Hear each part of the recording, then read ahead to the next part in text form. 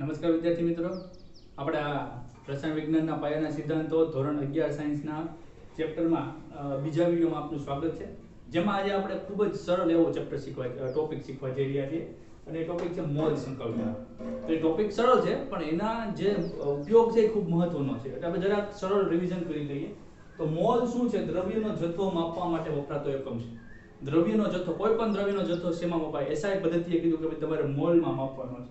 તો મોલ શું છે? તો મોલ ઇઝ ઇક્વલ ટુ વજનના છેદમાં અણુભાર. કોઈ પણ દ્રવ્ય લ્યો એનું વજન ગ્રામમાં લેવાનું અને એનો અણુભાર લેવાનો ગ્રામ પ્રતિ મોલ, અને એ જે ગુણોત્તર આવે છે એ મોલ દર્શાવે છે. બીજી એક સિમ્પલ વસ્તુ કે મોલ શું દર્શાવે? મોલ દર્શાવે આણ્વીય દળ જેટલું ગ્રામમાં વજન. કોઈ એક મોલ પદાર્થ કેટલું થયું? તો આપણે એમ કહેવામાં આવે કે ભાઈ NaCl, તો NaCl નું આણ્વીય દળ કેટલું થાય?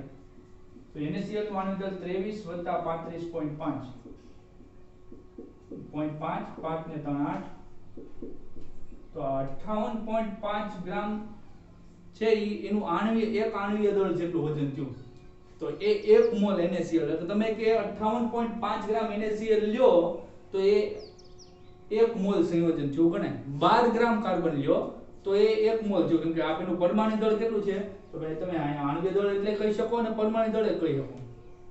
અથવા તો જ્યારે વાયુની વાત આવતી ત્યારે કદ લેવાનું છે. તો STPA standard temperature and pressure. હવે વાયુઓ માટે સ્ટાન્ડર્ડ ટેમ્પરેચર 0 ડિગ્રી થાય, 273 કેલ્વિન. સ્ટાન્ડર્ડ પ્રેશર એટલે વાતાવરણનું દબાણ, 1 બાર દબાણ. તો STPA વાયુનું તમે 22.4 લિટર કદ લ્યો તો એ વાયુ 1 મોલ હોય. એટલે કે આમ કહું કે ભાઈ કાર્બન ડાયોક્સાઇડ વાયુ એક બોટલમાં ભરેલો છે તો એ 22.4 લિટર કદ લેવાનું, એક્ઝેક્ટ 22.4 લિટર. તો એમાં 1 મોલ કાર્બન ડાયોક્સાઇડ હોય. અને 1 મોલ સંયોજન એટલે શું? તો કે એવોગેડ્રો આંક, નંબર ઓફ એવોગેડ્રો, Na જેટલા અણુઓ, એટલે કે 6.022 × 1023 જેટલા અણુઓ,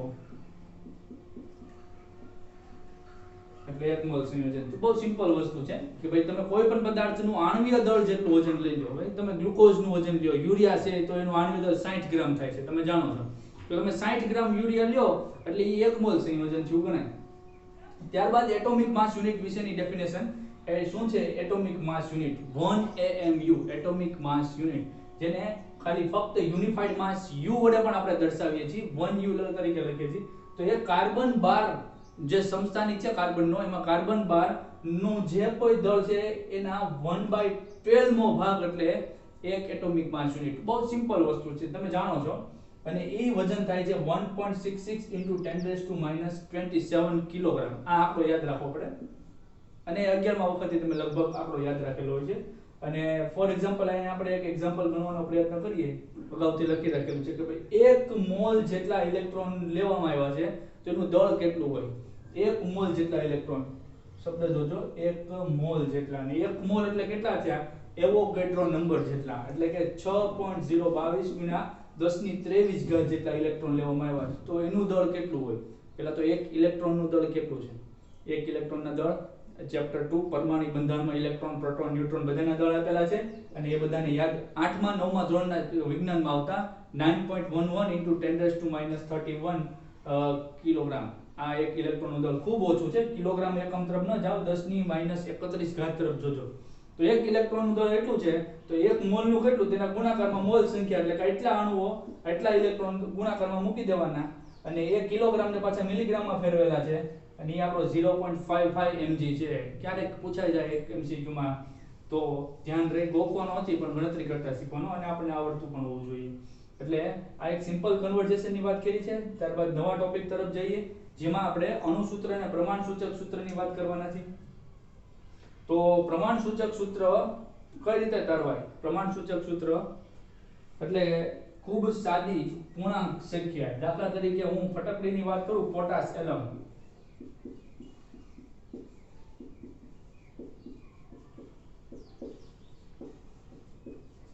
ફટકડી પોટાશ એલમ, K2SO4, એનું અણુસૂત્ર લખું છું, K2SO4 Al2SO4 thrice into 24H2O.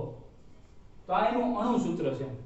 અને આની હવે સાદી પૂર્ણાંક સંખ્યા, કેમ કે આ અણુસૂત્ર શું દર્શાવે કે દરેક તત્વની કુલ સંખ્યા એ અણુસૂત્ર દર્શાવે, પણ એની અંદર એની સાદી પૂર્ણાંક સંખ્યા કેટલી? તો તમે અહીંયા પોટેશિયમ 2 જોઈ રહ્યા છો, એલ્યુમિનિયમ 2 જોઈ રહ્યા છો, SO4 3 ને 1 4 છે અને H2O 24 છે. તો નાનામાં નાનો આંકડો 2 છે.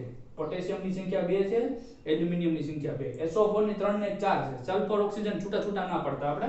તો નાનામાં નાની સંખ્યા વડે ભાગાકાર કરો જી, આને 2 ને 2 વડે ભાગાકાર કરો, આને 2 વડે ભાગાકાર કરો તો પોટેશિયમની સંખ્યા 1 વધે, એલ્યુમિનિયમની સંખ્યા 2 ભાગ્યા 2 1 વધે, SO4 3 ને 4 એને ભાગાકારમાં 2 કરો એટલે 4 SO4 માં ભાગ્યા 2 એટલે હવે કેટલા વધ્યા 2 અને અહીંયા 12. તો અહીંયા જે આપણે લખ્યું એ પ્રમાણ સૂત્ર લખ્યું.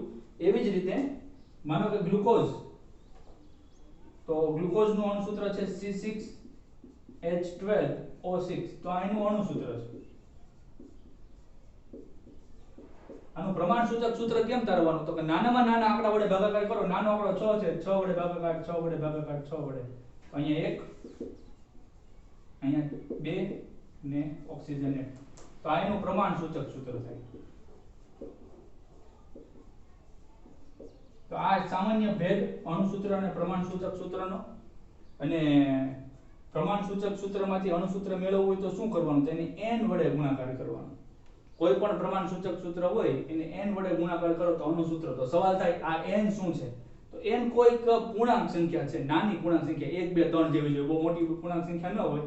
અને n ની વેલ્યુ મેળવવા માટે તમારે જે કોઈ પણ સંયોજન આપેલું હોય એનું મોલર દળ એટલે કે આણ્વીય દળ ના છેદમાં એનું પ્રમાણ સૂત્ર દળ મેળવવાનું. ફોર એક્ઝામ્પલ અહીં આપણે ગ્લુકોઝની વાત કરી હતી C6H12O6.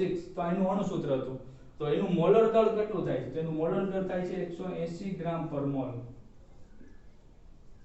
એનું પ્રમાણ સૂત્ર આપણે અહીં મેળવ્યું હતું CH2O. કેમ કે નાનામાં નાની સંખ્યા વડે ભાગાકાર કર્યો તો એનું પ્રમાણ સૂત્ર દળ કેટલું થાય? તો કે કાર્બન 12, હાઇડ્રોજન 2 એટલે એક હાઇડ્રોજન નું 1, બે હાઇડ્રોજન નું 2 અને ઓક્સિજન 16. એટલે 12 ને 2 14, 14 ને 16 30. તો આ એનું પ્રમાણ સૂત્ર દળ થયું. અને n બરાબર મોલર દળ એટલે કે 180 ના છેદમાં પ્રમાણ સૂત્ર દળ 30 એટલે કે 6. તો એક આ નાનો સાદી નાની પૂર્ણાંક સંખ્યા થઈ. એટલે તમે આને પ્રમાણ સૂત્ર દળને n વડે ગુણો. આને આપણે n વડે ગુણીએ CH2O અને n વડે ગુણીએ n આવ્યો 6 એટલે કાર્બન 6, હાઇડ્રોજન 6 દુ 12 અને ઓક્સિજન 6, C6H12O6 એટલે કે અણુ સૂત્ર મળી જાય. તો એ અહીંયા આપણે સિમ્પલ સૂત્ર લખ્યું છે જેની ઉપયોગિતા હોય. અને આ સૂત્રની જરૂર ન પડે. જો આવડત હોય તો આપણે ડાયરેક્ટ એમને ખાલી વિચારોથી જ આપણે જવાબ આપી દેતા હોય, પણ આપણે પદ્ધતિને ફોલો કરવી પડે. તો આપણે મોલ સંકલ્પનાની વાત કરી, આ ભાગ જોઈ લીધો. હવે આને રિલેટેડ કેટલાક આપણે MCQ તરફ જઈએ એટલે આપણે પહેલો ભાગ ભૂસીએ અને એના સવાલો તરફ જઈએ એટલે ખ્યાલ આવે. આપણે ટોપિક જોતા જાવું ને એને રિલેટેડ MCQ ને પણ સમજતા જાવું. અને MCQ આપણે એવા જ ધ્યાનમાં લેવું કે જે નીટમાં ભૂતકાળમાં પૂછાયેલા હોય. આપણી પાસે છેલ્લા 32 વર્ષમાં પૂછાયેલા સવાલોનું લિસ્ટ છે. તો નીટમાં પૂછાયેલા સવાલો પૈકીના કેટલાક સવાલો આપણે જે ધ્યાનમાં લઈએ તો PMT 1990 માં સવાલ પૂછાયેલો છે.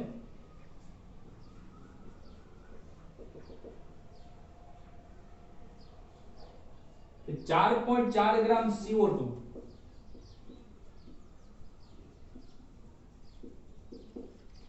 ઓક્સિજન પરમાણુની સંખ્યા જણાવો.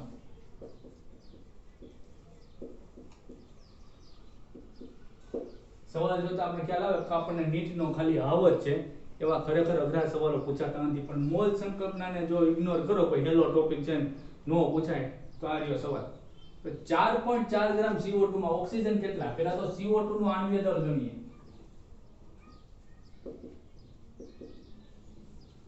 કાર્બન પ્લસ 2 ઓક્સિજન, કાર્બન નું 12, ઓક્સિજન 16 દુ 32, 2 ને 2 4, 3 ને 4 એટલે 44 ગ્રામ પ્રતિ મોલ. એટલે કે 1 મોલ પ્રતિ મોલ. એ પ્રતિ મોલ કોને કહેવાય? ગાડીની ઝડપ એમ કહું કે ભાઈ મારી 40 કિલોમીટર પ્રતિ કલાક, તો 1 કલાકમાં 40 કિલોમીટર ગાડી ચાલે છે. એટલે પ્રતિ મોલ એટલે કે 1 મોલ બરાબર 44 ગ્રામ. તો 44 ગ્રામ CO2 હોય તો એમાં કેટલા ઓક્સિજન છે? 2 ઓક્સિજન છે. તો આપણે કેટલા કીધા છે 4.4 ગ્રામ CO2 માં કેટલા ઓક્સિજન 44 ગ્રામમાં 2 ઓક્સિજન હોય તો 4.4 માં કેટલા તો એક પોઈન્ટ આ બધું ખસેડો તો અહીંથી ખસેડ નાખ 0.2 મોલ જેટલા ઓક્સિજન હોય એકદમ સિમ્પલ વસ્તુ છે તો એટલો હેલો સવાલ 1999 PMT માં પૂછેલો છે અને આપણે ખાલી ઓક્સિજન પરમાણુની સંખ્યા તો આપણે તો મોલ હોયતા તો હવે તમને ખ્યાલ છે કે ભાઈ 1 મોલ બરાબર 6.022 ગુણ્યા 10 ની 23 ઘાત તો 0.2 મોલ બરાબર કરો ગુણાકાર 0.2 ગુણ્યા 0.2 ને આપણે આ રીતે કરી નાખીએ 2 ગુણ્યા 10 ની -1 ઘાત મોલ અને ગુણાકારમાં જાય 2 ગુણ્યા 10 ની -1 ઘાત ગુણ્યા 6.022 ગુણ્યા 10 ની 23 ઘાત 6 દુ 12 0 આ 2 દુ 4 44 ગુણ્યા 23 ઘાત માંથી આ જાય એટલે એટલા બરાબર 1.2 ગુણ્યા 10 ની 23 ઘાત જેટલા ઓક્સિજન પરમાણુ હોય અહીંયા મોલ 2 મોલ ઓક્સિજન બહુ ઈઝીલી સવાલ કોઈ કેલ્ક્યુલેટરની જરૂર ન પડે એ પ્રકારનો સવાલ હોય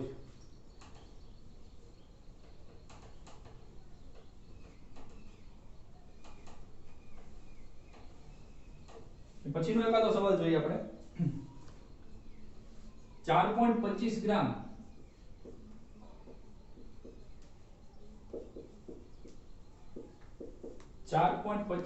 NH3 માં પરમાણુની સંખ્યા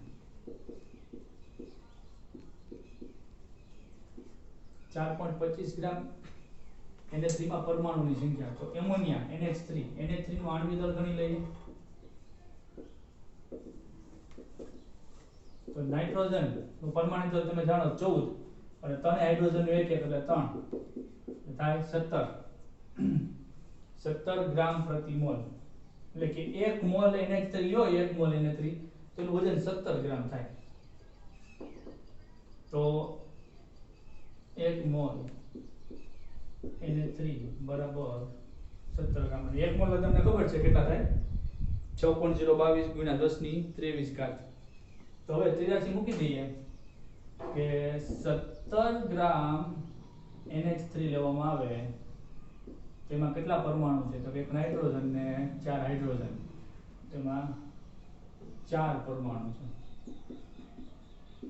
4 મોલ કહી શકાય 4 મોલ પરમાણુ છે તો 4.25 ગ્રામ NH3 માં કેટલા સિમ્પલ 83 મૂકી દેવાની તમને મોલ સંખ્યા મળી જાય અહીંયા તમને જે આન્સર મળશે એટલા મોલ મળશે અને એને પરમાણુની સંખ્યામાં ફેરવવા માટે તમારે ગુણાકાર કરી નાખવાનો 6.022 ગુણ્યા 10 ની 23 ઘાત સાથે જવાબ તમે જાતે મેળવી શકો આ મોલ મળે મોલના એટલા ગુણાકાર કરશો એટલે એમાં પરમાણુની સંખ્યા મળશે ત્યારબાદ બીજો એક સવાલ એવો પૂછાય કે સૌથી વધુ અણુ કોણ ધરાવે છે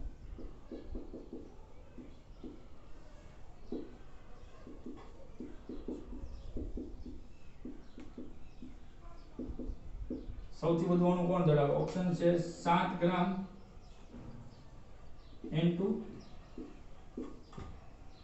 2 ગ્રામ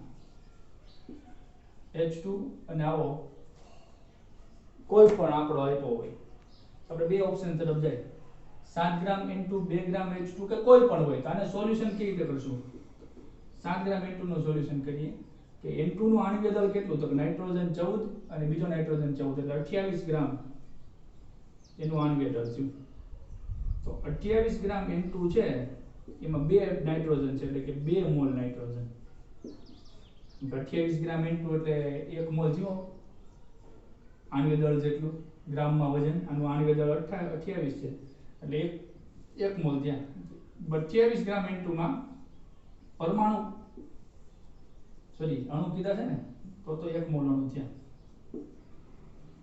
1 મોલ અણુ પરમાણુ નથી પૂછ્યા અણુ પૂછ્યા તો એ 1 મોલ અણુ થયો ગ્રામ પ્રતિ મોલ તો 7 ગ્રામ એ કેટલા 7 ના છેદમાં 28 2 ગ્રામ H2 કીધા છે તો 2 ગ્રામ H2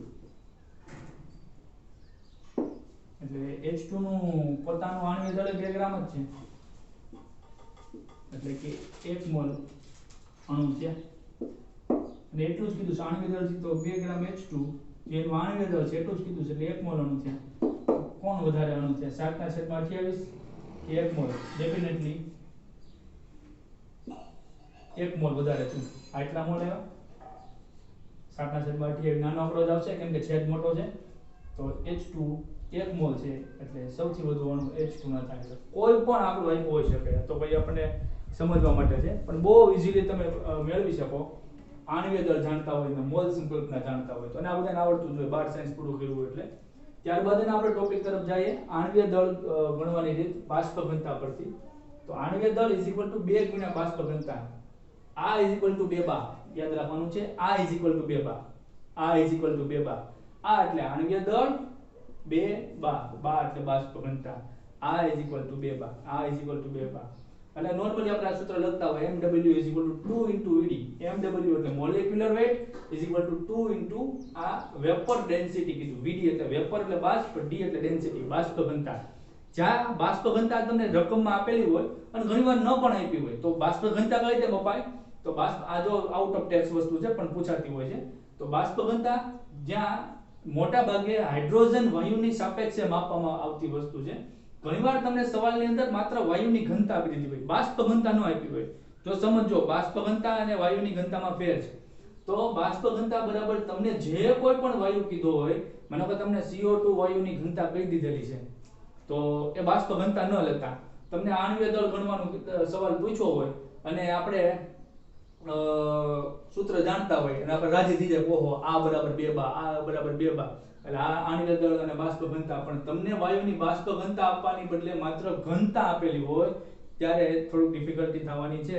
તો ત્યારે તમારે બાષ્પ ઘનતા માટેનો આ સૂત્રનો ઉપયોગ કરજો, જ્યાં વાયુની ઘનતાના છેદમાં ડેન્સિટી ઓફ H2, H2 ની ઘનતા, the density of H2 થાય છે 0.4089 ગ્રામ પર મિલી, ગ્રામ વજન ના છેદમાં મિલી કદ, અને એ થાય છે 8.9 × 10⁻⁵. તો તમને આપેલી વાયુની ઘનતાને આના વડે ભાગાકાર કરવાનો તો બાષ્પ ઘનતા મળે, અને પછી એ મળેલી બાષ્પ ઘનતાને 2 વડે ગુણો તો કોઈ વાયુનું આણ્વિક દળ મળશે. એટલે ઉતાવળ કરવી નહીં, નીટની પરીક્ષા આપી રહ્યા છો, સીધો સૂત્ર ન પૂછાય, તમને વાયુની ઘનતા આપી દે તો એ વાયુની ઘનતા બાષ્પ ઘનતા કરતા અલગ છે. આપણે એનો સવાલ હમણાં જોઈએ. તો આપણને આપેલો સવાલ કઈક આ રીતનો છે, નીટમાં પૂછાયેલા સવાલ તરફ જાય. 1988 માં આ બાષ્પ ઘનતા રિલેટેડ પૂછાયેલો સવાલ જે મારા હાથ લાગ્યો છે, અને પછી પણ ઘણીવાર પૂછાયેલો છે, પણ એ ખૂબ સરળ પ્રકારનો સવાલ હતો.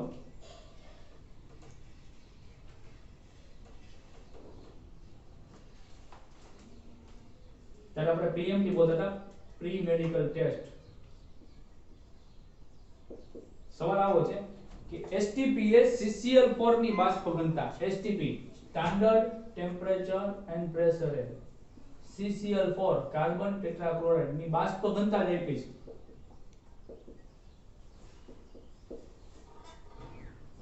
ગ્રામ પર લિટરમાં. ઘનતા બરાબર દળના છેદમાં કદ, દળ ગ્રામમાં છે, કદ લીટરમાં છે, તો એ કેટલી હશે?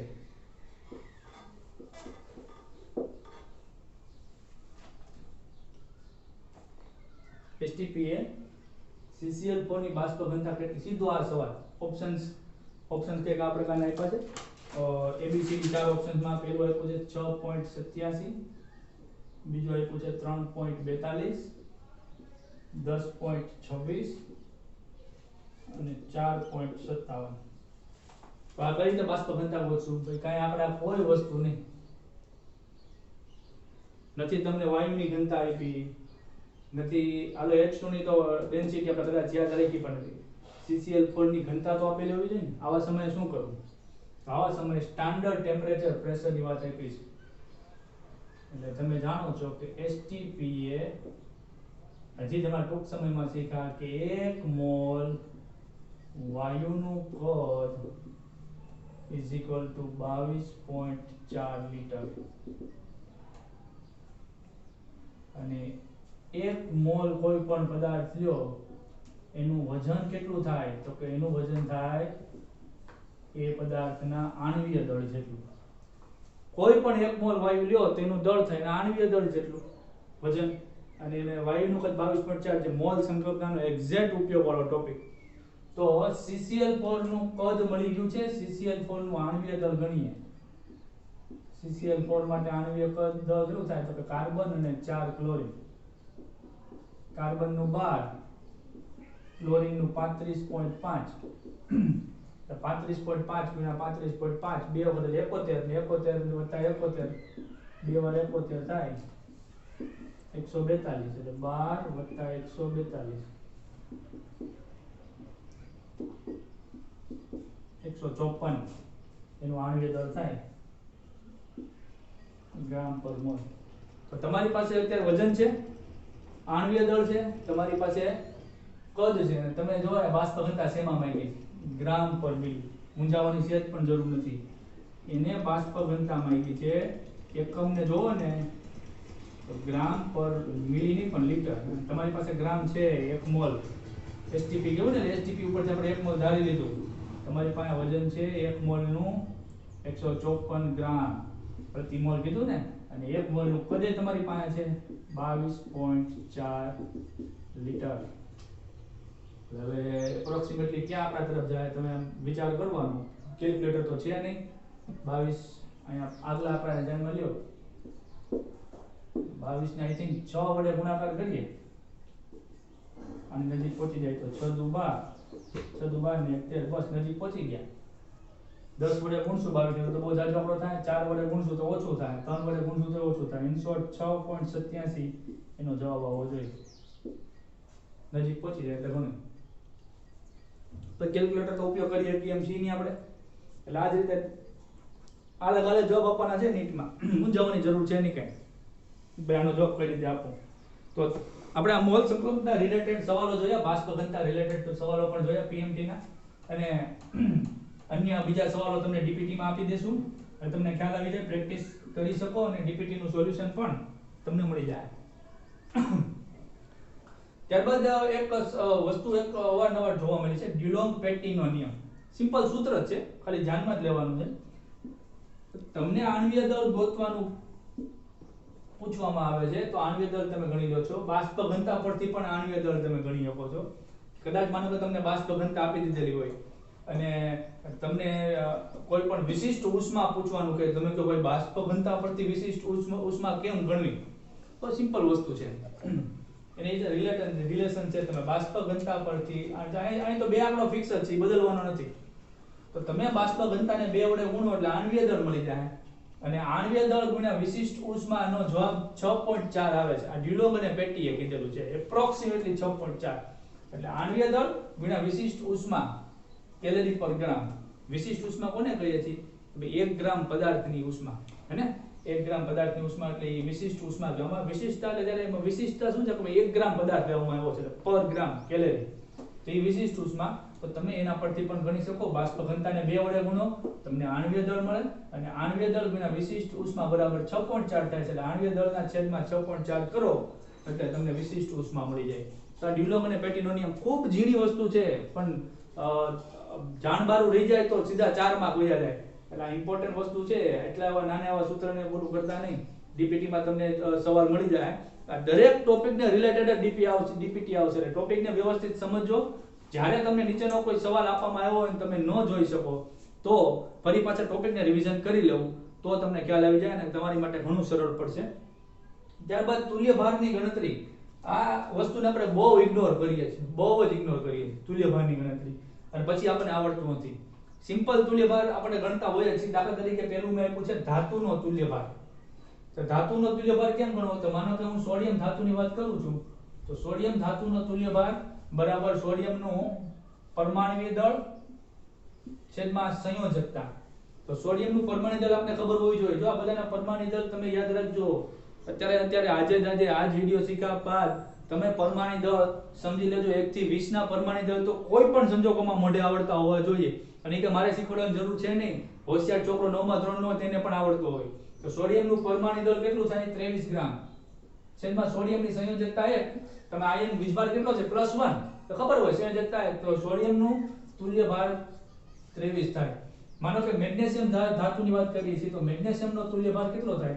તો પહેલા તો મેગ્નેશિયમનું પરમાણુ દળ કેટલું થાય? પરમાણુ દળના છેદમાં સંયોજકતા. તો મેગ્નેશિયમ પરમાણુ ક્રમાંક 12, પરમાણુ દળાંક 12 દુ 24, લગભગ બમણો. છેદમાં એની સંયોજકતા કેટલી થાય? 2 Mg+2 આયન તો ભાગ્યા 2. તો એનો તુલ્ય ભાર થાય 12 ગ્રામ પર મોલ નહીં પણ તુલ્ય. માનો કે એલ્યુમિનિયમ ધાતુનું તુલ્ય દળ ગણવાનું કહે તો એલ્યુમિનિયમનું પરમાણુ દળ કેટલું થાય? 27 છેદમાં એની સંયોજકતા. તો એલ્યુમિનિયમનો વીજભાર કેટલો છે એની સંયોજકતા કહેવાય તો ત્રીજો સમૂહ છે. તમને ખ્યાલ છે એલ્યુમિનિયમ 13મો સમૂહ 3A. તો સંયોજકતા એની 3 + 3 4 એટલે 9 ગ્રામ પ્રતિ મોલ. આ રીતે Fe હોય તો માનો કે Fe+2 નો તુલ્ય દળ ગણવાનો કીધો. Fe+2 નો તુલ્ય ભાર કેટલો? તો Fe જેનો પરમાણુ દળ 54 છે છેદમાં એના સંયોજકતા 2 વડે ભાગાકાર કરો તો 54/2 એનો તુલ્ય દળ થાય. તો આ રીતે કોઈ પણ ધાતુનો તમે તુલ્ય ભાર ગણી શકો. ત્યારબાદ આયનનો તુલ્ય ભાર ગણીએ. તો કોઈ આયન આપેલો છે એનો તુલ્ય ભાર કેટલો થાય? તો તમને કીધું છે આયનનું સૂત્ર દળ છેદમાં એ આયનનો વીજભાર. દાખલા તરીકે હું NaCl ની વાત કરું, સોડિયમ ક્લોરાઇડ, તો એમાં આપણી પાસે બે આયનો છે, Na+ આયન અને Cl- આયન. તો Na+ નું તુલ્ય ભાર કેટલો થાય? તો Na+ નો તુલ્ય ભાર બરાબર એનું સૂત્ર દળ. હવે સૂત્ર દળ એટલે આ અણુ સૂત્ર છે, અને સોડિયમની સંખ્યા 1 જ છે તો એને 1 વડે ભાગાકાર કરીએ તો એનું પ્રમાણ સૂચક સૂત્ર મળે. તો એનું પ્રમાણ સૂચક સૂત્ર એનું જ થાય, અને પ્રમાણ સૂચક સૂત્ર પરથી જે મળે એનું સૂત્ર દળ કહેવાય. તો સોડિયમનું અણુ સૂત્ર એ જ એનું પ્રમાણ સૂચક સૂત્ર, એટલે એનું આણ્વીય દળ એ જ એનું સૂત્ર દળ, એટલે કે ઉપાધિ તો છે નહીં. એનું સૂત્ર દળ કેટલું? તો કે સોડિયમનું 23 અને એનો વીજભાર 1. 23 ક્લોરીનનું કેટલું? તો કે 35.5 છેદમાં વીજભાર -1 એટલે 35.5.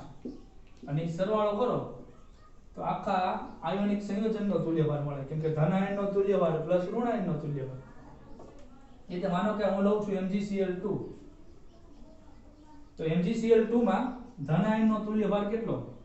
તો ધન આયન કોણ છે? Mg+2. Mg+2 નો તુલ્યભાર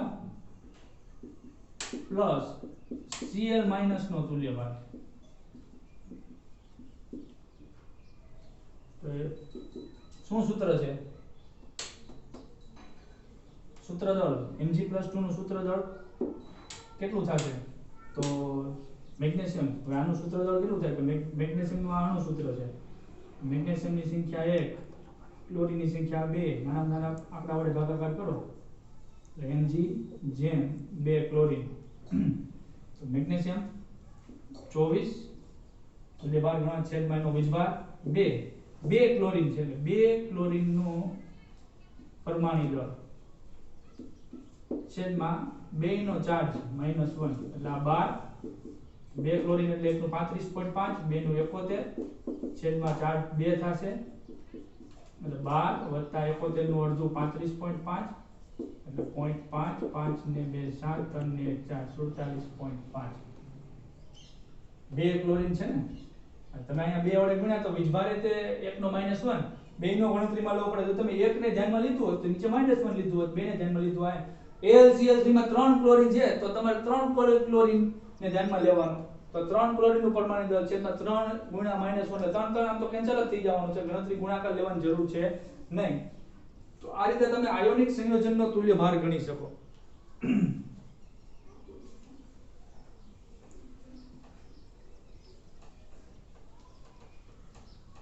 ત્યારબાદ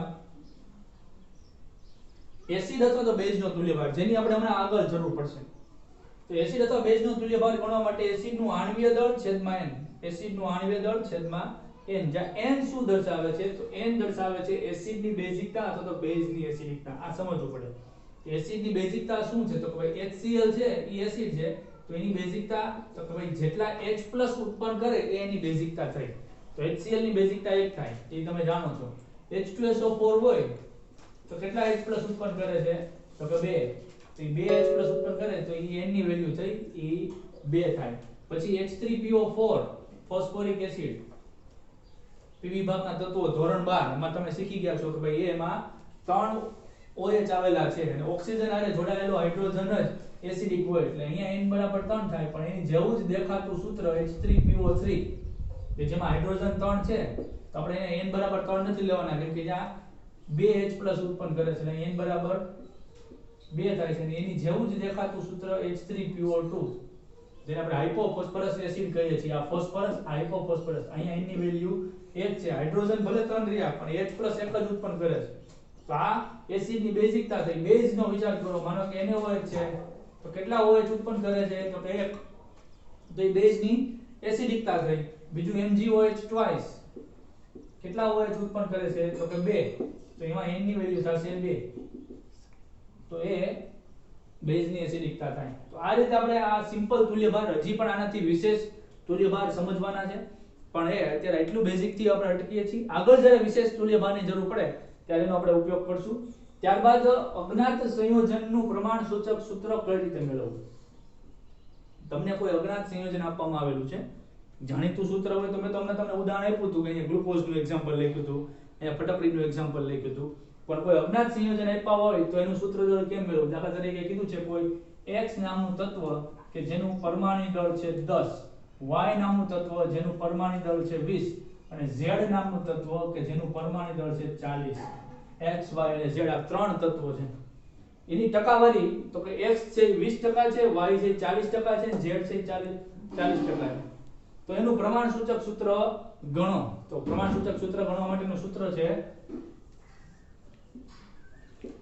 પ્રમાણ સૂચક સૂત્ર તમને આપેલી ટકાવારી છેદમાં એનો પરમાણુ ભાર તમને આપેલી ટકાવારી અને છેદમાં એનો પરમાણુ ભાર તો x જેમ y જેમ z તો x ની ટકાવારી કેટલી છે 20 છેદમાં એનો પરમાણુ ભાર x કે જેની ટકાવારી અહીંયા 20 આપેલી છે જેનું પરમાણુ ભાર 10 y કે જેની ટકાવારી 40 આપી છે અને એનું પરમાણુ ભાર 20 z કે જેની ટકાવારી 40% આપી છે અને એનું છેદમાં પરમાણુ ભાર 40 આપેલું છે તો આ મુજબ તમે આ અજ્ઞાત સંયોજનનું પ્રમાણ સૂચક સૂત્ર મેળવવા માટે આ સૂત્રનો ઉપયોગ કરો એટલે અહીંયા જવાબ આવશે 2 અહીંયા આવશે 20 * 40 2 અને ત્યાં આવશે 40 ના છેદમાં 40 એટલે 1 એટલે 2 જેમ 1 એટલે પ્રમાણ સૂચક સૂત્ર બને x2 y2 અને z જેના પરથી એનું અણુસૂત્ર મેળવવા માટે પણ તમે જાણો છો ને n વડે ગુણાકાર કરવાનો છે તો આવો એક આપણે એક સવાલ જોઈ લઈએ જે પૂછાયેલો છે નીટમાં 2000 PMT 2008 માં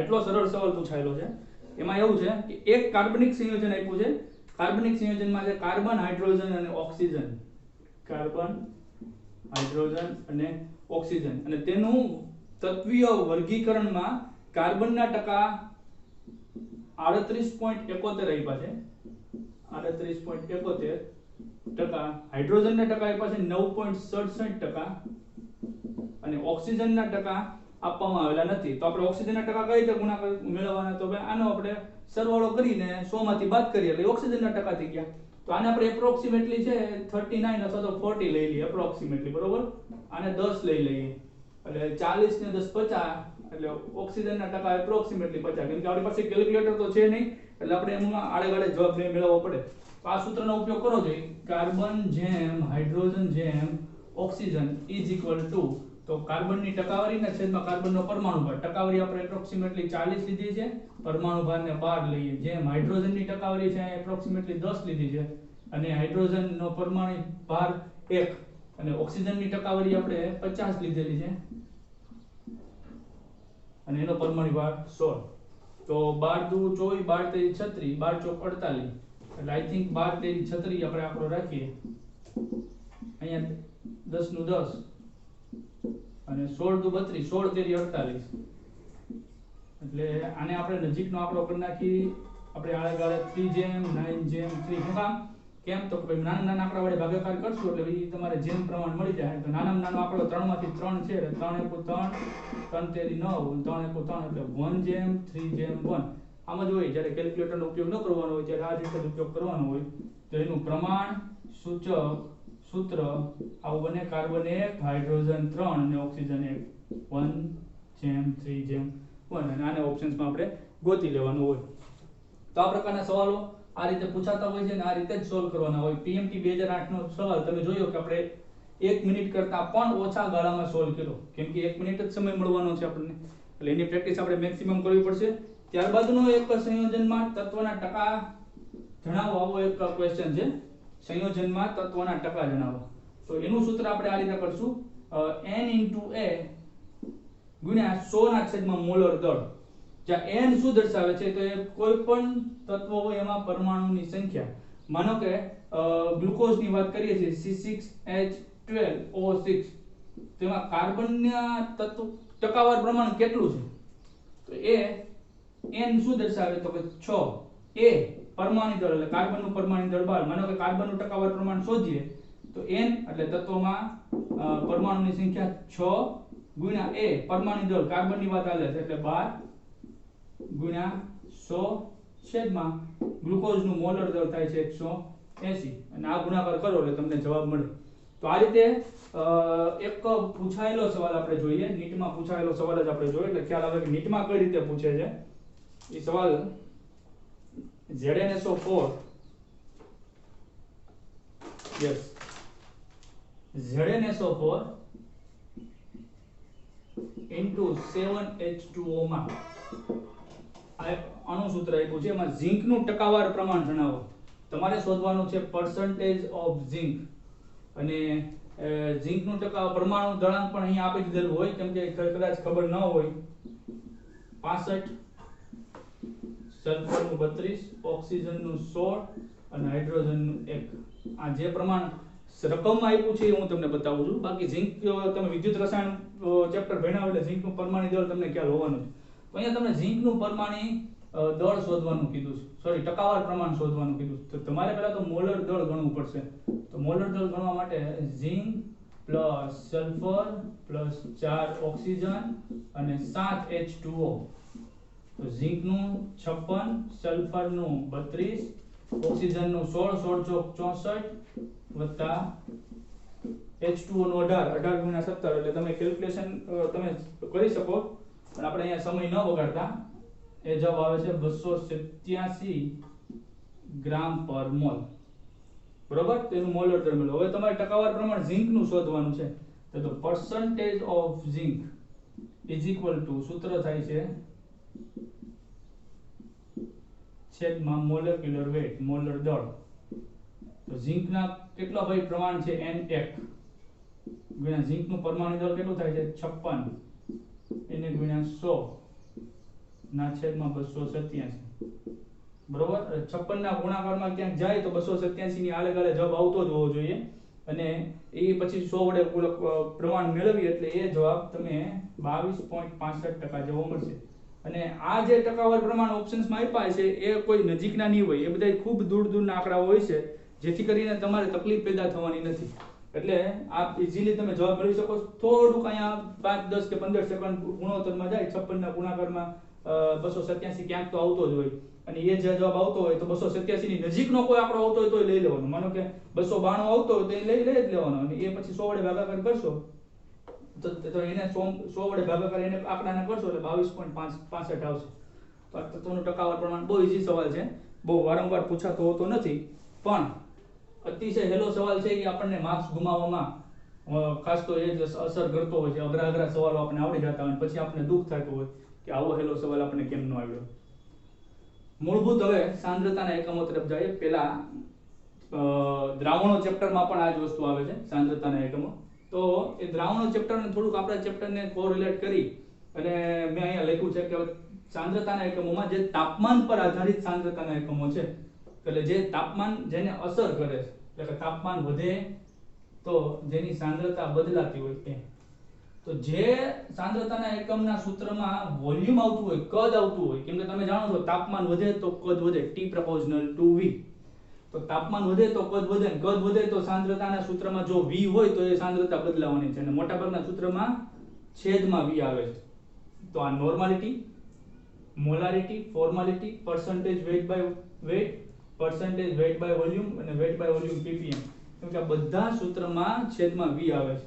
અને જેમાં તાપમાન અસર કરતું નથી, તાપમાન પર આધારિત ન હોય તેવા સાંદ્રતાના એકમોમાં મોલાલિટી સ્મોલ m આવશે, કેમ કે ત્યાં વજન જ આવે છે, મોલ અંશ જ્યાં ખાલી મોલ જ આવે છે, અને પર્સન્ટેજ વેઇટ બાય વેટ કે જ્યાં વજન જ આવે છે. ઇન શોર્ટ સૂત્રમાં v આવતું નથી, એટલે વોલ્યુમ ન આવતું હોય તો તાપમાન અસર ન કરે, કેમ કે T proportional to v, તાપમાન વધશે કદ વધશે. તો જોઈએ આપણે આવા કેટલાક સાંદ્રતાના આઇટમો. તો સામાન્ય સમજ મેળવીએ, ખ્યાલ હોવો જોઈએ, પણ લેબોરેટરીમાં તમે દ્રાવણ બનાવવા જઈ રહ્યા છો તો શું ભાઈ આપણે કરશું કે માનો કે મારી પાસે એક બીકર છે અને આ બીકરમાં મારે મોલર દ્રાવણ બનાવવાનું છે, ગ્લુકોઝનું બનાવવાનું. આપણે ગ્લુકોઝની વાત વારંવાર કરીએ છીએ, તો માનો કે ગ્લુકોઝ C6H12O6 નું મારે 1 મોલર દ્રાવણ બનાવવું છે. તો ગ્લુકોઝનું 1 મોલર દ્રાવણ કેમ બનાવવાનું? તો સિમ્પલ વસ્તુ મેં લખ્યું છે કે ભાઈ 1 લિટર દ્રાવણ બનાવવાનું, એમાં જે કોઈ પણ પદાર્થ હોય એના 1 અણુભાર જેટલું ગ્રામમાં વજન નાખવાનું. એટલે ગ્લુકોઝનો અણુભાર કેટલો છે? ગ્લુકોઝનો અણુભાર છે મોલેક્યુલર વેઇટ = 180 ગ્રામ પ્રતિ મોલ. એટલે કે તમારે આમાં 1 લિટર દ્રાવણ બનાવવું છે તો અંદર 180 ગ્રામ ગ્લુકોઝ નાખી દેવાનો. 180 ગ્રામ ગ્લુકોઝ ઉમેરશો એટલે પછી પાણી નાખવાનું, ટોટલ કદ 1 લિટર કરવાનું. ઘણીવાર 1 ગ્રામ અણુભાર એમ પણ લખવામાં આવે છે, 1 ગ્રામ અણુભાર જેટલું વજન, અથવા તો 1 મોલ પદાર્થ ઉમેરવાનો એવું કહે છે. તો આ એ જ વસ્તુ થઈ, મેં ખાલી સમજાય રીતે લખી છે 1 અણુભાર જેટલું ગ્રામમાં વજન, 1 ગ્રામ અણુભાર 1 થયું, અથવા તો 1 મોલ પદાર્થ, અને 1 મોલ પદાર્થ એટલે એના અણુભાર જેટલું વજન થયું. તો બહુ ઈઝીલી સમજી શકાય કે ભાઈ 1 મોલર તમારે દ્રાવણ બનાવવું છે તો બહુ ઈઝી છે કે ભાઈ કુલ દ્રાવણનું કદ 1 લિટર કરવાનું. માનો કે તમને NaOH નું દ્રાવણ બનાવવાનું કહે છે કે 1 મોલર દ્રાવણ બનાવો, તો તમે લેબોરેટરીમાં બહુ ઈઝી, તમને અણુભાર ગણતા આવડતો હોવો જોઈએ. તો અણુભાર ગણીએ ખબર હોય તો સોડિયમ 23, ઓક્સિજન 16 અને હાઇડ્રોજન 1, 6 × 9 ને 10, 2 ને 3 ને 4, 40 ખબર જ હતો આપણને, પણ તેમ છતાં આપણે ગણતરી કરી. તો 40 ગ્રામ NaOH લેવાનું, એને આ બીકરમાં નાખવાનું. 1 લિટર સમાઈ શકે એવું બીકર, 40 ગ્રામ NaOH બીકરમાં નાખવાનું, પછી પાણી નાખવાનું. કેટલું કે કુલ કદ મેઝરિંગ ફ્લાસ્કમાં કુલ કદ 1 લિટર થવું જોઈએ, તો એ 1 મોલર દ્રાવણ બને. હવે આપણે નોર્માલિટીની વાત કરીએ. તો નોર્માલિટીમાં શું છે તો કે ભાઈ એ જ ઉપરમાં અને આમાં ખાલી સામાન્ય એટલો ફેર લેવાનો છે કે 1 લિટર દ્રાવણ તો બનાવવાનું છે, પણ પદાર્થના તુલ્યભાર જેટલું, તુલ્યભાર વિશે આપણે હજી તાજેતરમાં શીખ્યા, પદાર્થના તુલ્યભાર જેટલું ગ્રામમાં વજન ઉમેરવાનું.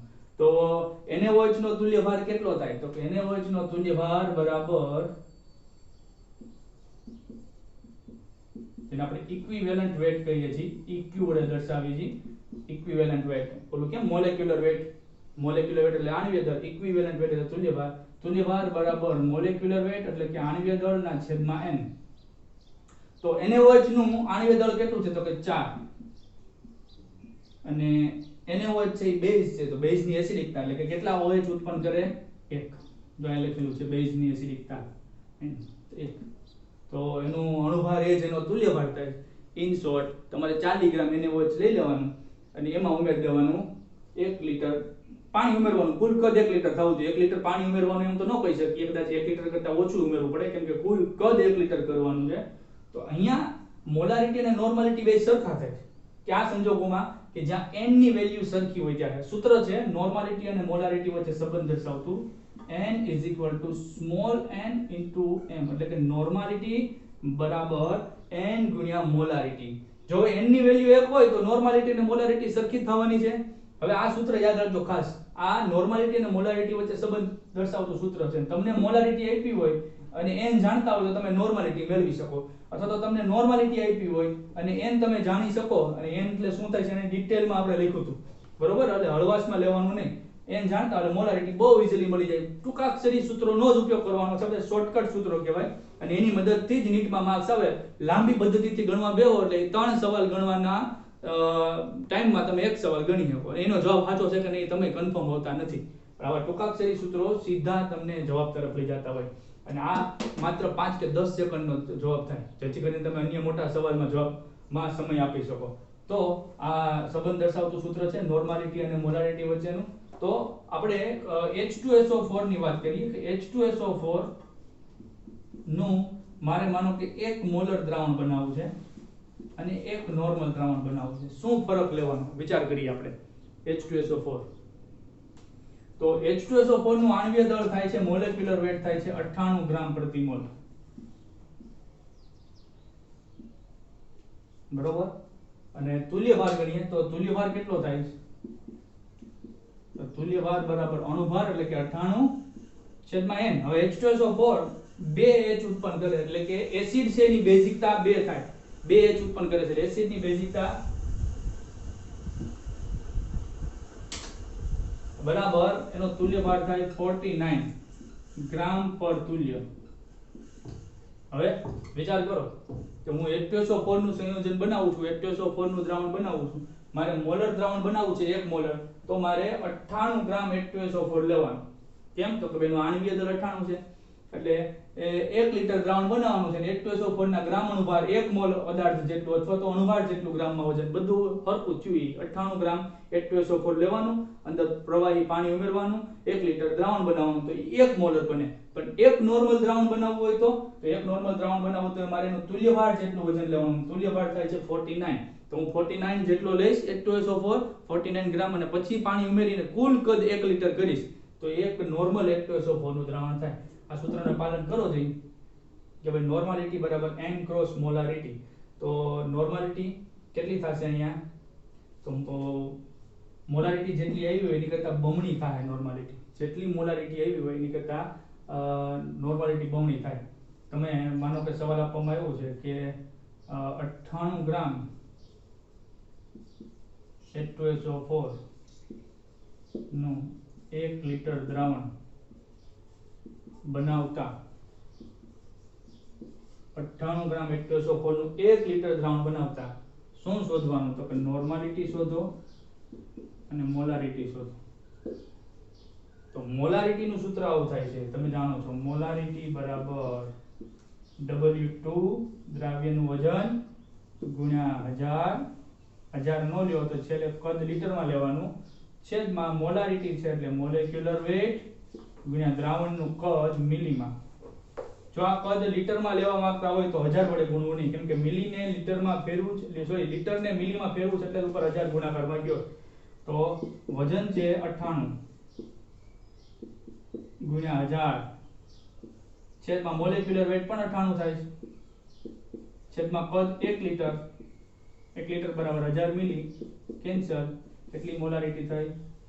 સાબિત થાય છે કે એના અણુભાર જેટલું વજન ઓગાળો અને 1 લિટર દ્રાવણ બનાવો તો એની મોલારિટી 1. હવે નોર્માલિટી ચેક કરીએ. નોર્માલિટી નું સૂત્ર આવું થાય છે, W2 એટલે કે દ્રાવ્યનું વજન, દ્રાવ્ય કોણ? H2SO4 છેદમાં એનું ઇક્વિવેલન્ટ વેટ EQ મિલી. તો દ્રાવ્યનું વજન કેટલું છે? 98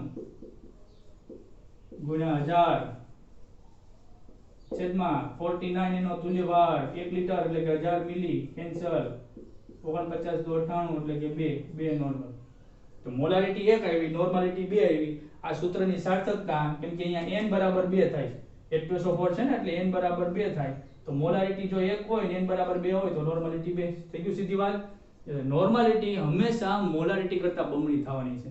તો સાંદ્રતાનો કયો એકમ મોટો? નોર્માલિટી કે મોલારિટી? નોર્માલિટી એ સાંદ્રતાનો મોટો એકમ થાય.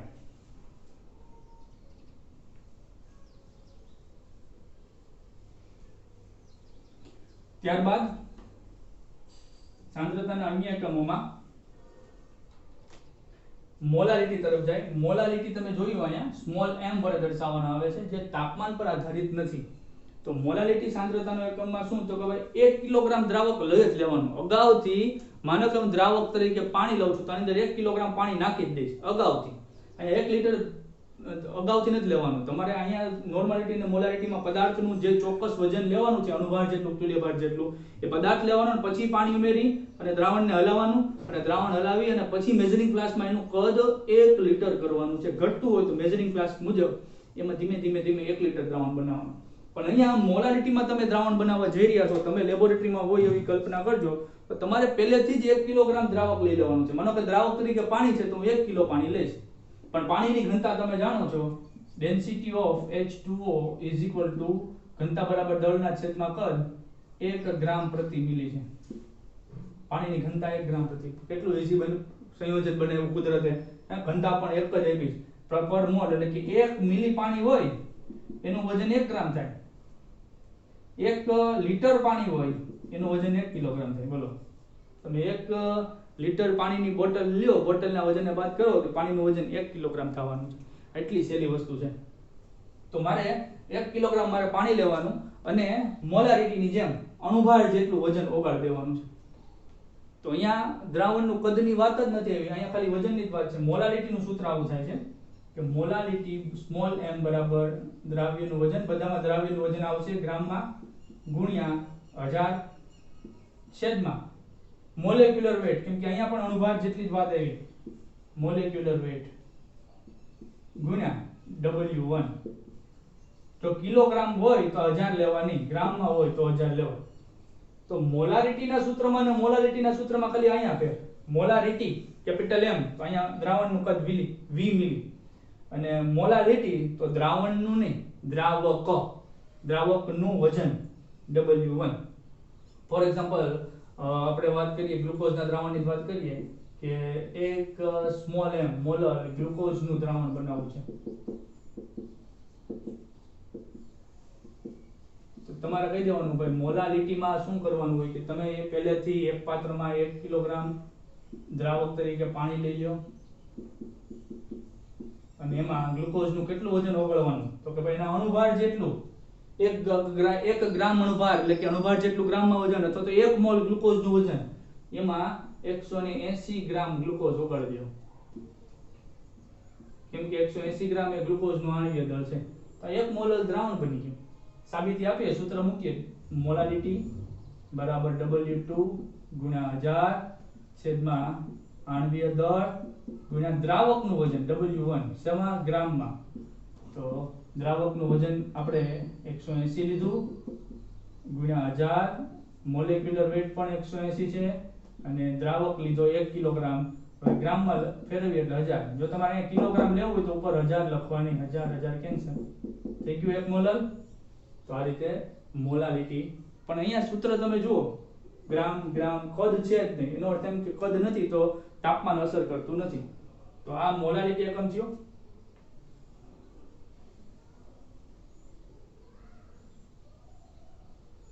ત્યાર પછી આ બધી સિમ્પલ વસ્તુઓ શીખી છે. દળથી ટકાવારી. કોઈ તમને કોઈ એક પદાર્થ આપવામાં આવ્યો છે અને એ સંયોજનમાં એ તત્વનું દળ કેટલું છે, ટકાવાર પ્રમાણ કેટલું છે, તો એ તમે મેળવી શકો. માનો કે percentage of weight by volume ની વાત કરતા હોય તો દ્રાવકનું દળ ગ્રામમાં ગુણ્યા 100 છેદમાં કેપિટલ W. W1 લખીએ તો દ્રાવક થયું, W2 લખીએ તો દ્રાવ્ય થયું, ખાલી W લખીએ તો દ્રાવણ થયું. તો દ્રાવણનું વજન પણ ગ્રામમાં લેવાનું છે. દ્રાવણ તો કઈ રીતે બન્યું હોય, દ્રાવક અને દ્રાવ્યથી બન્યું હોય. તો દ્રાવણનું વજન આપણે 83 મૂકીએ સિમ્પલ સમજવા માટે કે દ્રાવણનું વજન એને 100% કહી દઈએ, કેમ કે દ્રાવણમાં બધી વસ્તુ આવી ગઈ છે. દ્રાવણનું વજન 100%, જેને આપણે વેઇટ એટલે કે W થી બતાવીએ. તો એમાં દ્રાવ્યના વજનના ટકા કેટલા, દ્રાવ્યનું વજન બરાબર કેટલા ટકા, અને દ્રાવ્યનું વજન એટલે W2 કહીએ છીએ. તો દ્રાવ્યનું વજનના ટકા કેટલા, સૂત્ર બનાવીએ, W2 ગુણ્યા 100 છેદમાં દ્રાવણનું વજન W. આ રહ્યું સૂત્ર. દાખલા તરીકે આપણે એક્ઝામ્પલ લઈએ કે 500 ગ્રામ દ્રાવણમાં 50 ગ્રામ યુરિયા ઓગાળેલો છે. તો percentage of weight by weight જણાવો. 500 ગ્રામ દ્રાવણ બનાવેલું છે, કુલ દ્રાવણ 500 ગ્રામ છે ને 50 ગ્રામ યુરિયા ઓગાળેલો છે. તો યુરિયા છે એ દ્રાવ્ય થયો, બાકીના 450 ગ્રામ દ્રાવક છે પાણી, એટલે 450 વત્તા 50 એટલે કુલ દ્રાવણ થયું 500 ગ્રામ. તો 83 મૂકો કે ભાઈ 500 ગ્રામ એ દ્રાવણનું વજન છે એને આપણે 100% કહી દઈએ. તો યુરિયાના 50 ગ્રામ એ કેટલા ટકા થાય, તો બરાબર થાય 50 ગુણ્યા 100 છેદમાં 500 કેન્સલ, 10% યુરિયા થાય. તો સીધું સૂત્ર યાદ રાખવું હોય, આ ગોખણપટ્ટી વગરની સમજણની વસ્તુ, આ ગોખણપટ્ટીની વસ્તુ તમારે જે પસંદ કરવું હોય તમારી ઉપર છે. W2 એટલે કે યુરિયાનું વજન કેટલું, 50 ગ્રામ ગુણ્યા 100 છેદમાં W દ્રાવણનું વજન 500 કેન્સલ 5 × 10% યુરિયા થાય.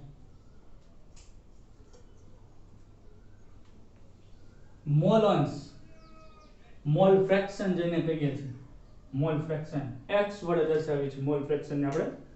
તો મોલ અંશ શું થાય?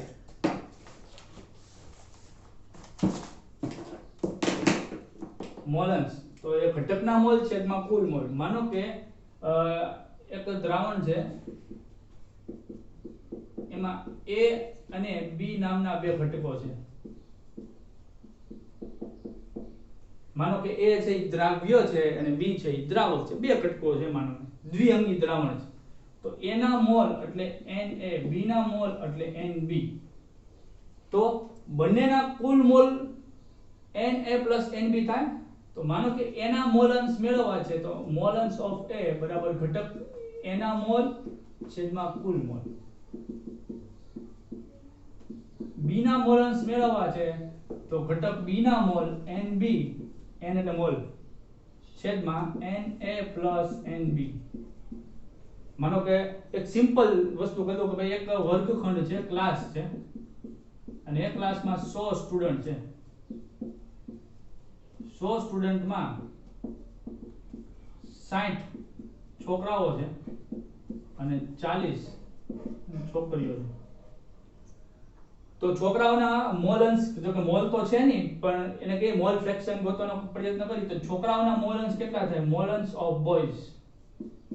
તો છોકરાઓની સંખ્યા છેદમાં છોકરા પ્લસ છોકરીઓની સંખ્યા 100 એટલે 0.6. છોકરીઓના મોલ અંશ ગણીએ જો કે મોલ છે નહીં પણ સમજવા માટે તો છોકરીઓની સંખ્યા છેદમાં કુલ સંખ્યા 100 બરાબર 0.4 અને બંનેના મોલ અંશનો સરવાળો હંમેશા 1 થવાનો છે. દ્રાવણમાં રહેલા જેટલા પણ ઘટકો હોય એના મોલ અંશનો ટોટલ કરો ને એટલે હંમેશા 1 આવે. માનો કે 3 ઘટકો છે તો એ A B C લેવાનું અને એ 3 વખત મોલ અંશ ગણવા પડે. માનો કે 3 ઘટકો છે, 2 દ્રાવ્ય અને 1 દ્રાવક. 3 ઘટકો છે તો C ના પણ મોલ ને ધ્યાન લેવાના. તો માનો કે મોલ અંશ of C mall of C છેદમાં ત્રણેયના મોલનો સરવાળો. તો આ રીતે ખૂબ સરળતાથી આપણે મોલ અંશ મેળવી શકીએ. આ સાંદ્રતા આધારિત એકમો હતા પણ હવે એની ઉપરથી એની આગળ કેટલીક બીજી વસ્તુઓને પણ જોવાની છે. તો એ આપણે જોઈએ. હવે સવાલ કઈ રીતે પૂછાય છે એ આપણે જોવાનું છે. મોટા ભાગના સવાલો પૂછાણા છે મિશ્ર દ્રાવણની મોલારિટી વાળા. મિશ્ર દ્રાવણની મોલારિટી.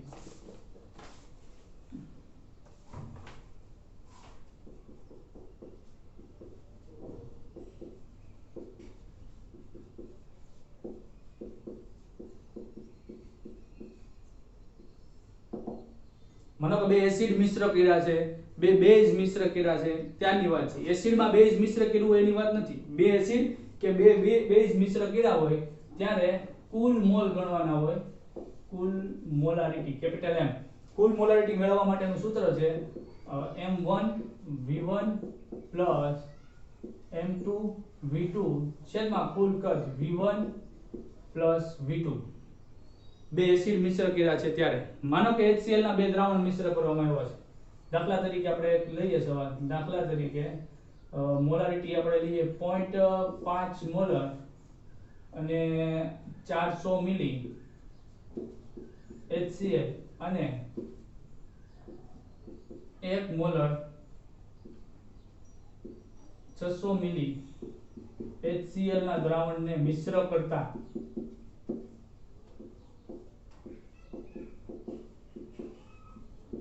શોર્ટમાં લખીએ કુલ મોલારિટી જણાવો. તો આવા સમયે બે એસિડ ને મિશ્ર કર્યા છે એટલે બે પાત્ર જ વિચારીએ આપણે. આ એક પાત્ર પ્લસ બીજું પાત્ર. આ પાત્રમાં 400 મિલી દ્રાવણ છે. 400 મિલી દ્રાવણ છે અને આ પાત્રમાં 600 મિલી દ્રાવણ છે અને આમાં HCl છે 400 મિલી HCl 0.5 મોલર અને આમાં પણ 600 મિલી HCl છે 1 મોલર. તો આ બે મિશ્ર કર્યા છે ત્રીજા પાત્રમાં.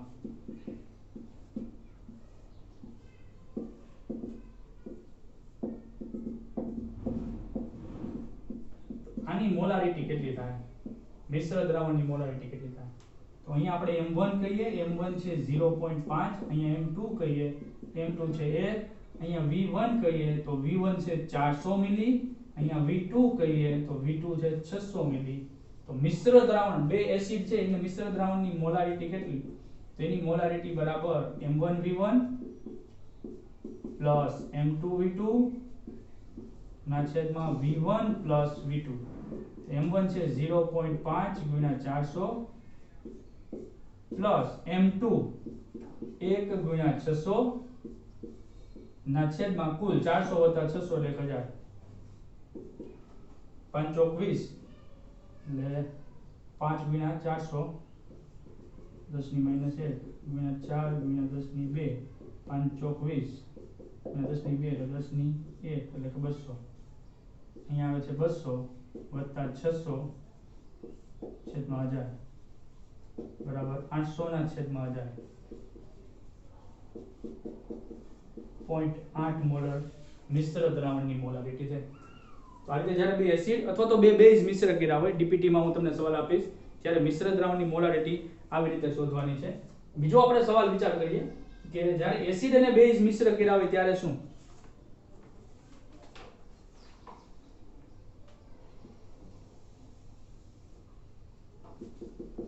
માનો કે મિશ્ર દ્રાવણ તો છે જ, પણ મિશ્ર દ્રાવણ પૈકી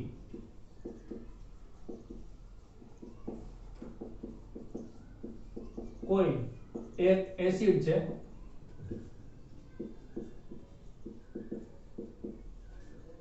અને અન્ય બીજું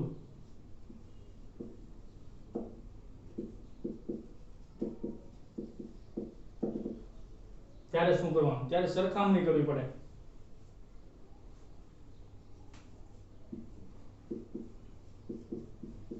દ્રાવણ 1 ઇક્વલ ટુ દ્રાવણ 2 બે રીતે સરખામણી કરી શકાય. આ રીતે નોર્માલિટી આપી હોય તો n1 v1 is equal to n2 v2, અને જો મોલારિટી આપી હોય તો તમારે n વડે ગુણાકાર કરવો પડે. m1 v1 બરાબર n m2 v2. અને દ્રાવણ એસિડિક છે કે બેઝિક એ આપણે શોધવું પડે, તેના આધારે ખબર પડી જાય.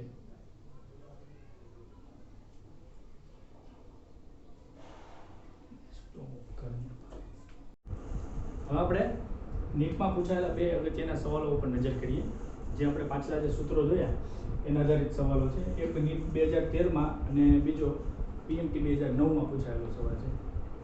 તો હવે સવાલ એ પ્રકારનો છે કે 250 મિલી 2 મોલર HNO3 નું દ્રાવણ બનાવવામાં આવે. આપણે અહીંયા આન્સર જોઈએ કે તમને અહીંયા દ્રાવણનું કદ આપ્યું છે volume is equal to 250 ml, જ્યારે HNO3 ની સાંદ્રતા આપી છે molarity is equal to 2 molar HNO3. તો આની માટે HNO3 ના કેટલા ગ્રામની જરૂર પડે? નીટ 2013 સવાલ દેખીતી રીતે સહેલો છે, તો છેલ્લે જે નાનો એવો પોઈન્ટ મૂકી દીધો એને સવાલનો અઘરો બનાવ્યો છે.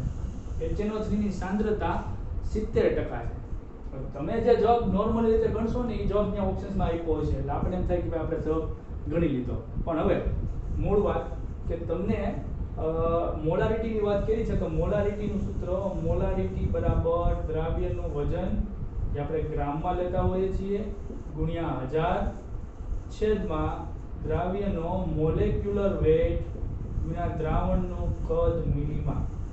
તો અહીંયા તમારી પાસે દ્રાવ્યનું વજન નથી એ શોધવાનું છે. દ્રાવ્ય HNO3 નું વજન તમારી પાસે મોલારિટી છે, મોલેક્યુલર વેટ ક્વેશ્ચન માર્ક, દ્રાવણનું કદ 250 ml આપણને આપેલું છે. તો મોલેક્યુલર વેટ શોધી લઈએ. મોલેક્યુલર વેટ શોધવો કંઈ અઘરો નથી. HNO3 માં એક હાઇડ્રોજન, એક નાઇટ્રોજન અને 3 ઓક્સિજન.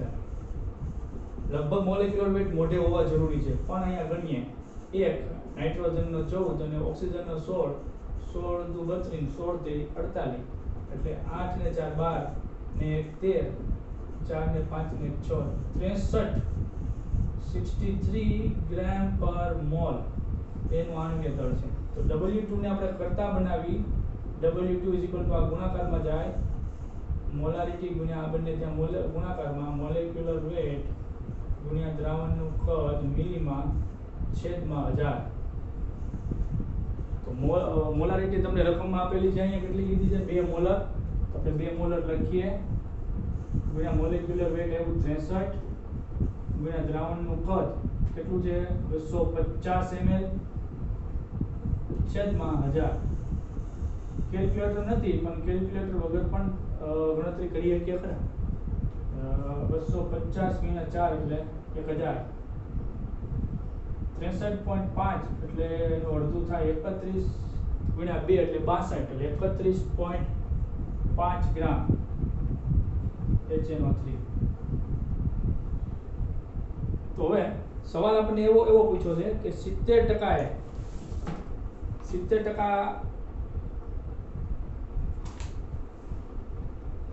સાંદ્રતા છે, તો આ સાંદ્રતા 70% ની છે ગ્રામ.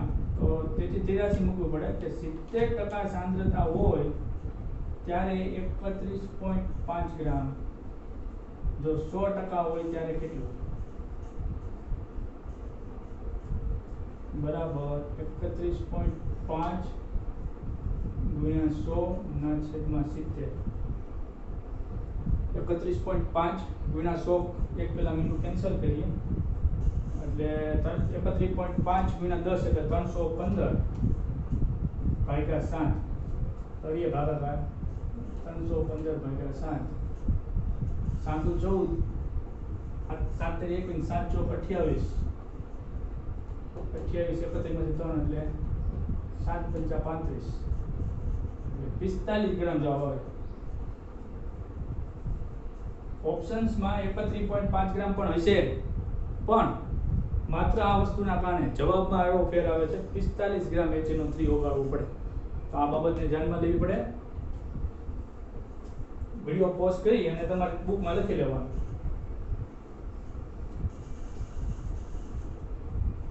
ત્યાર પછી બીજો સવાલ છે. બીજા સવાલમાં એવું કીધું છે કે 20 મિલી 0.05 મોલર HCl 20 મિલી 0.05 મોલર HCl આપેલું. HCl એટલે એસિડિક દ્રાવણ છે. અને બીજું આપ્યું છે 30 મિલી 0.1 મોલર BOH આ બેઝિક દ્રાવણ છે.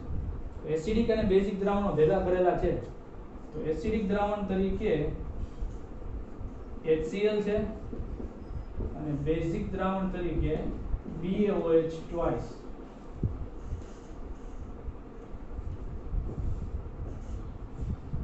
જેના કદને આપણે આ રીતે લઈએ 20 મિલી એટલે V1 બરાબર 20 મિલી, જેની મોલારિટીને આપણે M1 કહીએ 0.05 મોલર.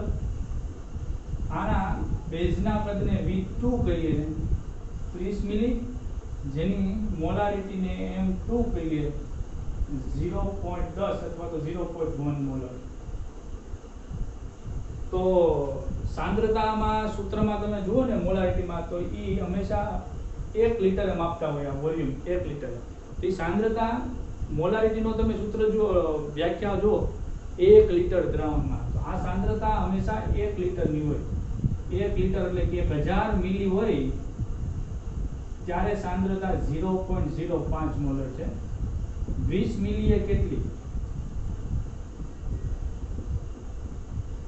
1000 એ 0.05, 20 એ કેટલી? તો 20 ગુણ્યા 0.05. એટલે હું અહીંયા 20 ગુણ્યા આને પોઈન્ટને ખસેડું છું 5 ગુણ્યા 10 ની -2 કામ શરૂ કરવા માટે. અને 1000 છેદમાં આવે 1000 એટલે 10 ની 3 ઘાત. 1 ની પાછળ 3 મીંડા એટલે 10 ની 3 ઘાત. 10 ની 3 ઘાતનો અર્થ શું થાય? 1 ની પાછળ 3 0. 5 દુ 10 10 અને 1 0. 10 ની 3 અંશમાં જાય 10 ની -3 10 ની -5. આ પોઈન્ટના કારણે આ થઈ જાય 10 ની -3 ઘાત. તો આ મોલારિટી થઈ ખરેખર 20 મિલીની.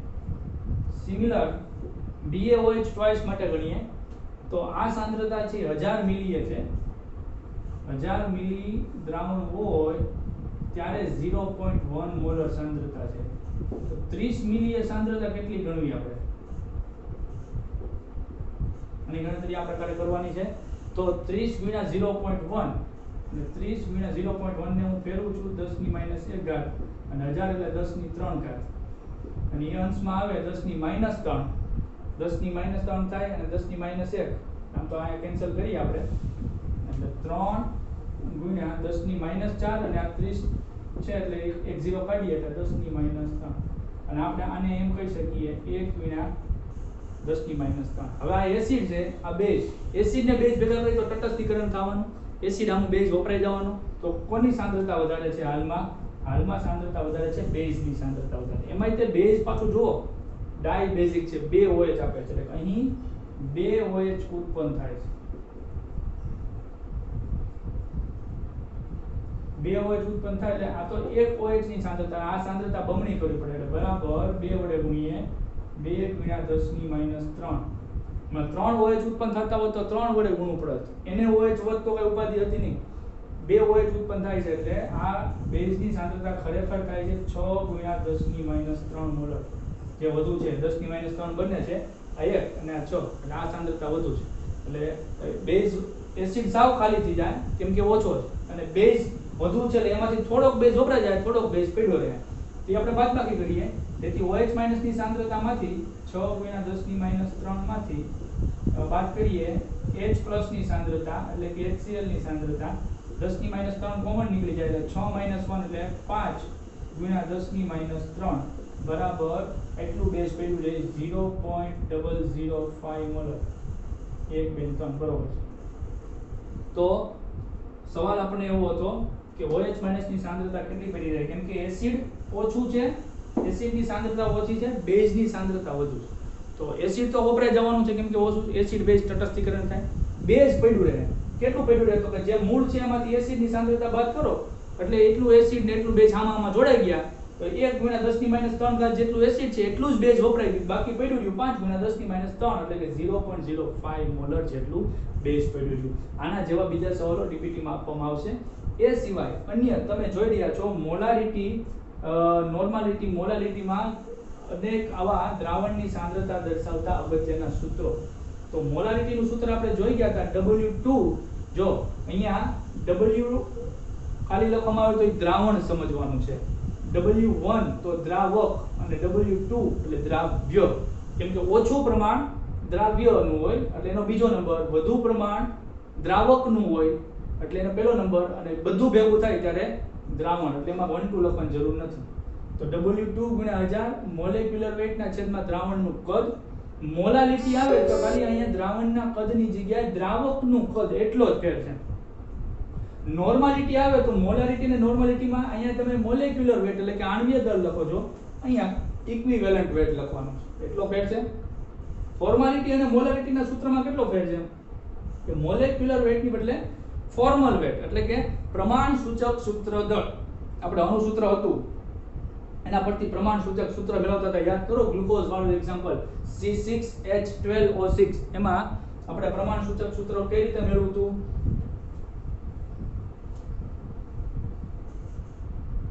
C6H12O6 તો આનું સૂત્ર છે એનું આણ્વીય દળ 180 ગ્રામ પર મોલ પણ એનું પ્રમાણ સૂચક સૂત્ર તો ભાઈ નાનામાં નાના આપણો 6 છે એના વડે ભાગાકાર કરી નાખો CH2O આનો પરથી ગણો તો કાર્બનનું 12 હાઇડ્રોજન 1 ને 2 ઓક્સિજન 16 6 7 8 9 10 30 તો આનું ફોર્મલ વેટ થતું હતું 30 બરોબર તો એ પ્રકારે જે કોઈ પણ અણુ હોય એનો ફોર્મલ વેટ દ્રાવણો ચેપ્ટરમાં તમારે આવશે ત્યારબાદ પરસેન્ટેજ આનું પણ એક શોર્ટકટ મેથડ છે પરસેન્ટેજ વેટ બાય વોલ્યુમ હવે દ્રાવણ દ્રાવક અને દ્રાવ્ય તો વધુ કોણ છે તો કે દ્રાવણ વધુ હોય એનું વજન ખૂબ જાજુ થાય કેમ કે આ બે ભેગા થાય દ્રાવ્ય અને દ્રાવક તઈ દ્રાવણ બને અને સૌથી ઓછું વજન કોનું છે સૌથી ઓછું વજન દ્રાવ્યનું કેમ કે દ્રાવ્ય એટલે દ્રાવણમાં જેનું પ્રમાણ ઓછું હે તમે શરબત બનાવો તો પેલા પાણી લઈને એમાં ખાંડ નાખો છો તો દ્રાવક કોણ તો કે પાણી વધુ છે દ્રાવ્ય કોણ ખાંડ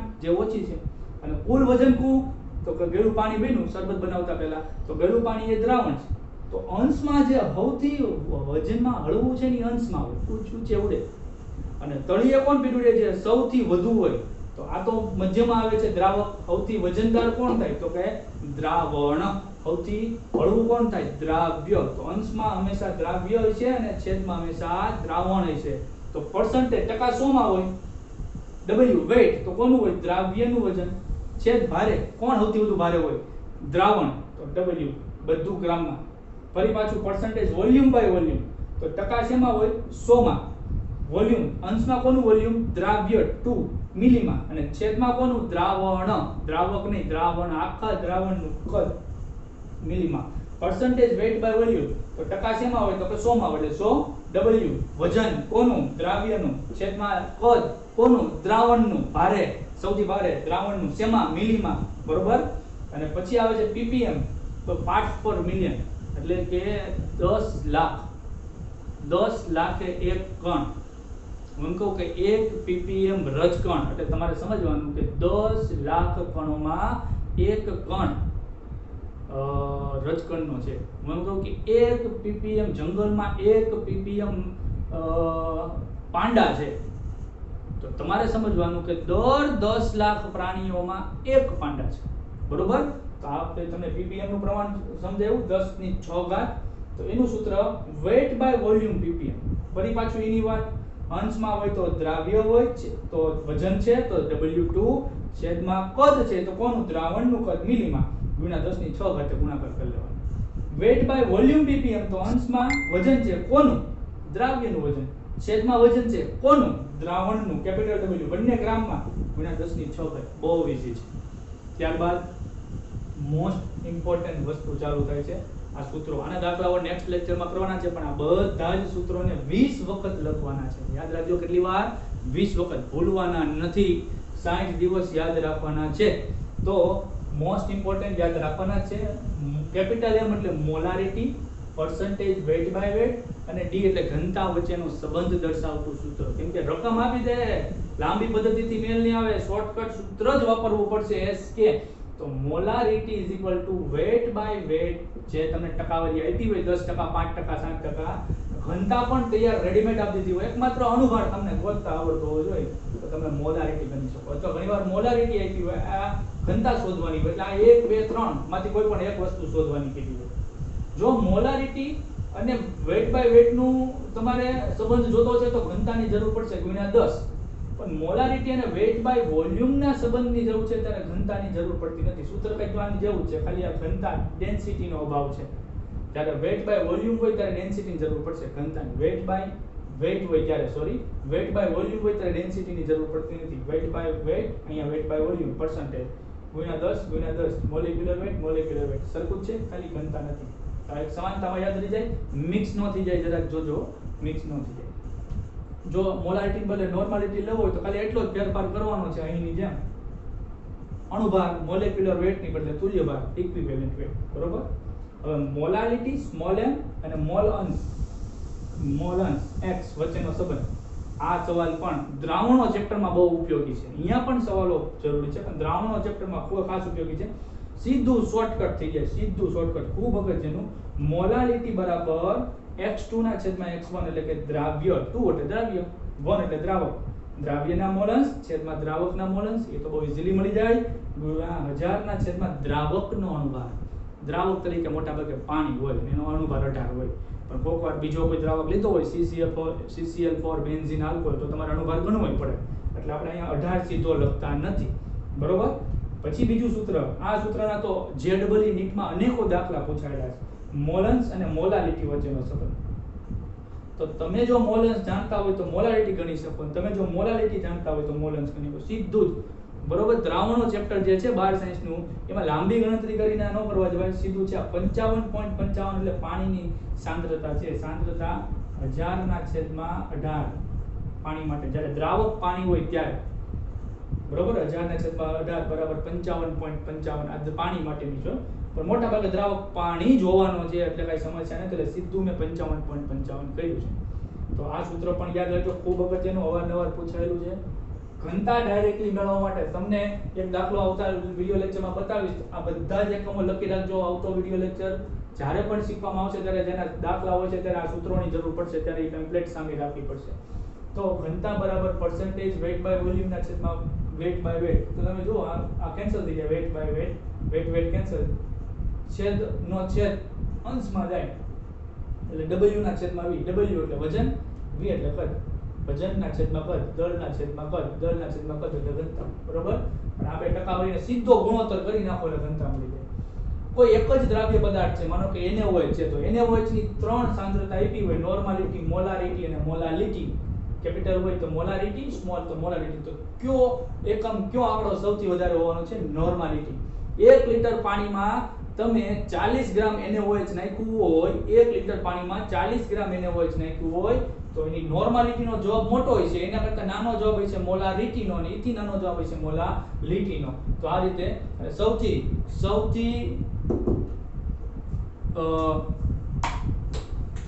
થોડુંક લેન્થ વાળું સૂત્ર છે. આ સૂત્રને તો વધુ વખત લખવું પડશે, જેમાં તમને મોલાલિટી, મોલારિટી અને ઘનતા વચ્ચેનો સંબંધ છે.